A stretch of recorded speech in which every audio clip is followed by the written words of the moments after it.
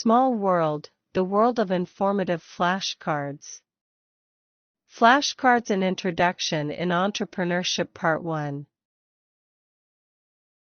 Entrepreneurship, defined. Entrepreneurship is the process by which individuals pursue opportunities without regard to resources they currently control. For aspects of entrepreneurship: 1. Innovation. 2. Risk-taking. 3. Vision. 4. Organization. Aspect of innovation. Innovation is the action or process of innovating. Innovation can be a new product, service, technology, production technique, marketing strategy, etc. Also, innovation can involve doing something better and more economically. Either way, in the concept of entrepreneurship, it is a key factor. Aspect of risk-taking. Risk-taking is to do something that may result in loss, failure, etc. One of the most important features of entrepreneurship is that the whole business is run and managed by one person. So there is no one to share the risks with. Not taking any risks can stagnate a business, and excessive impulsive risk-taking can cause losses. So a good entrepreneur knows how to take and manage the risks of his business. But the willingness of an entrepreneur to take risks gives them a competitive edge in the economy. It helps them exploit the opportunities the economy provides. Aspect of vision. Vision means to imagine. The ability to think about or plan the future with imagination or wisdom. Vision or foresight is one of the main driving forces behind any entrepreneur. It is the energy that drives the business forward by using the foresight of the entrepreneur. It is what gives the business an outline for the future, the tasks to complete, the risks to take, the culture to establish, etc. All great entrepreneurs of the world that started with an entrepreneurship business are known to have great vision. This helps them set out short-term and long-term goals for their business and also plan ways to achieve these objectives. Aspect of organization. Organization, the action of organizing something. An entrepreneur must be able to manage and organize his finances, his employees, his resources, etc. So, his organizational abilities are one of the most important elements of entrepreneurship. Entrepreneur, defined. Entrepreneur is a person who organizes and operates a business or businesses, taking on greater than normal financial risks in order to do so. 4 types of entrepreneur.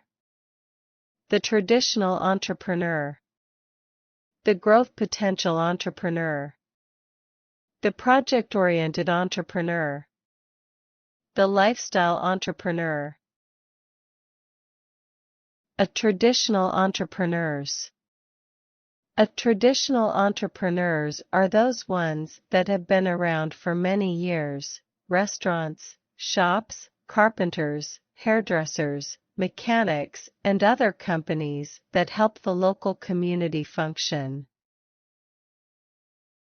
A growth potential entrepreneur. A growth potential business typically works with software development, applications for smartphones and tablets, consulting, communication and marketing, development of medical equipment, business intelligence. The really good ones are scalable. The project-oriented entrepreneur. The project-oriented businesses are typically owned by well-educated entrepreneurs, and they work with tasks close to their education. For example, translation, design of concepts, exhibitions at museums. They are graphic designers, authors, psychologists, filmmakers, textile designers. The lifestyle entrepreneur. The lifestyle entrepreneur doesn't have an education as a basis for starting the company. It is a con amore business, for love of the idea/service. The lifestyle entrepreneur might be selling aloe vera or slimming products, be a glass artist, children's book author, do painting therapy, sell coaching or aura interpretation. Corporate entrepreneurship, defined. Corporate entrepreneurship, CE, is a term used to describe entrepreneurial behavior inside established mid-sized and large organizations. Other popular or related terms include A. Organizational entrepreneurship, B. Entrepreneurship, C. Corporate venturing, and D. Strategic entrepreneurship. Entrepreneurial intensity, defined. Entrepreneurial intensity is defined as the combination of the frequency with which entrepreneurial acts are undertaken and the degree of entrepreneurship, which is determined by 3 dimensions. 3 reasons people become entrepreneurs. 1. Be their own boss. 2. Pursue their own ideas. 3. Realize financial rewards. Characteristics of successful entrepreneurs. Passion for the business means a strong drive to change an idea or a method into a profitable venture. Product/customer focus, characteristic of successful entrepreneurs that emphasizes producing good products with the capability to satisfy customers. Tenacity despite failure, successful entrepreneurs are able and resilient enough to persevere through setbacks and failures. Tenacity to overcome personal and professional. 4. Execution intelligence, the ability to convert smarts and plans into action. A true business expert knows that the idea is not king, the solution is. Reasons why passion is important.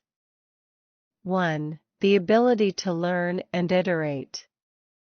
2. A willingness to work hard for an extended period of time. 3. Ability to overcome setbacks and no's. 4. The ability to listen to feedback on the limitations of your organization and yourself. 5. Perseverance and persistence when the going gets tough. Common myths about entrepreneurs. 1. Entrepreneurs are born, not made. 2. Entrepreneurs are gamblers. 3. Entrepreneurs are motivated primarily by money. 4. Entrepreneurs should be young and energetic. 5. Entrepreneurs love the spotlight. Types of startup firms. 1. Salary substitute. These are small firms that yield a level of income for their owner or owners that is similar to what they would earn when working for an employer. 2. Lifestyle firms are those businesses which provide their owner or owners the opportunity to pursue a particular lifestyle and earn a living while doing so. 3. Entrepreneurial firms. Companies that bring new products and services to the market by creating and seizing opportunities. 4 steps of the entrepreneurial process. Decision to become an entrepreneur. Developing a successful business idea. Moving from a firm to an entrepreneurial. Managing and growing an entrepreneurial firm. 4 qualities of an opportunity. Attractive. Timely. Durable. Anchored in a product, service, or business that creates or adds value for its buyer/end user. 3 ways to identify opportunities. Observing trends, study how customers interact with products. Solving a problem, recognize problems and develop innovative ways to solve them. Finding gaps in the marketplace, how to find gaps. 1. Play to your strengths. 2. Step into the mind of a consumer. 3. Research. 5 steps of creativity. 1. Preparation. 2. Incubation. 3. Insight. 4. Evaluation. 5. Elaboration. Preparation, the first stage. The first stage is the idea of preparation, the idea that you are immersing yourself in the domain. If you are an entrepreneur or marketer, you are looking at all the previous market research and what other companies have done before. So this stage is normally best carried out in a quiet environment. It's really this stage that you are trying to absorb as much information as possible, because this information will go into your subconsciousness, where it is very important for the second stage, or second level. Incubation, the second stage. The second stage is what we call the incubation stage. In incubation, this is when all the information that you have gathered in the preparation stage really goes back. It starts to churn in the back of your mind, in the subconsciousness. This is an extremely important stage, because sometimes it can take days, or weeks, or months, or sometimes even years. That idea that you'll think about writing about a book or piece of music, and you're writing about it and you just leave it to the side for a while and then you come back to it. Now the interesting thing about the incubation stage is that to a certain extent it is not really under your control how long that stage will take. It is something you cannot really rush, because what it leads to is the third stage. Insight, the third stage. The third stage is what most of the public think is a classic signal or sign of a creative person, what is called the insight stage or the insight step. With insight, it is really the idea of the aha moment, the eureka moment. Although it is probably the smallest part of the 5 steps, it is possible one of the most important parts. On one of my subsequent videos, I'll take you more into how to increase your chances of having those aha moments, those insights. A quick thing I would say here is that they most often happen when you are doing some kind of low-level physical activity, going for a shower, driving a car, having a walk.